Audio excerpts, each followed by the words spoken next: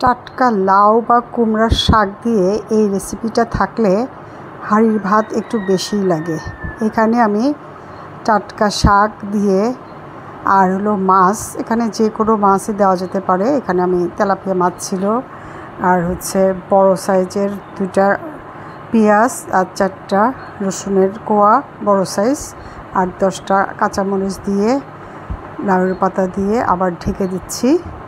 এখন এটা আমি ভালো করে সিদ্ধ করে নিব। লবণ দিয়ে দিলাম, আর দিচ্ছি হলুদ, দিব সামান্য একটু পানি দিয়ে এখন এটা আমি চুলাতে বসিয়ে দিব।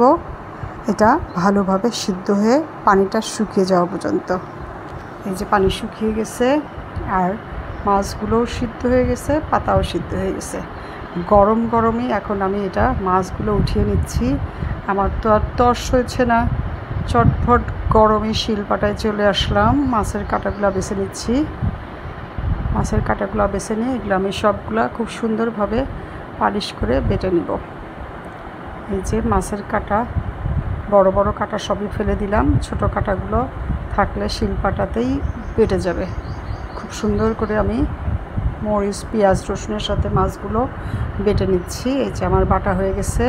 আরও একটু ঝাল ঝাল করার জন্য নিয়েছি 8-10টা শুকনো মরিচ ভাজি করে, আর নিয়েছি কাঁচা পেঁয়াজ। এখন এগুলো সবগুলো আমি একসাথে ডলে নিব।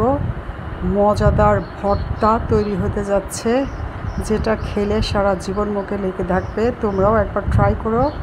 এখন আমি সবগুলো ভালো করে মিশিয়ে নিচ্ছি।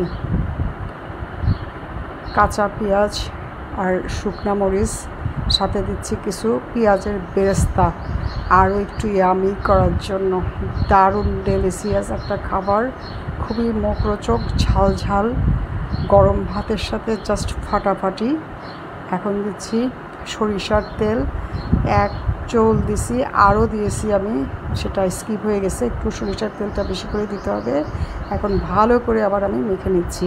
আমার তো জিভায় পানি এসে যাচ্ছে, কখন এটা খাবো। মাশাআল্লাহ, খুবই টেস্টি একটা ভর্তার রেসিপি।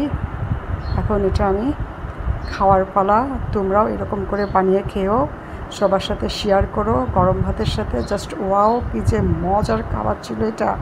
মাশাআল্লাহ, সবাই ভালো থেকো। আল্লাহ হাফেজ।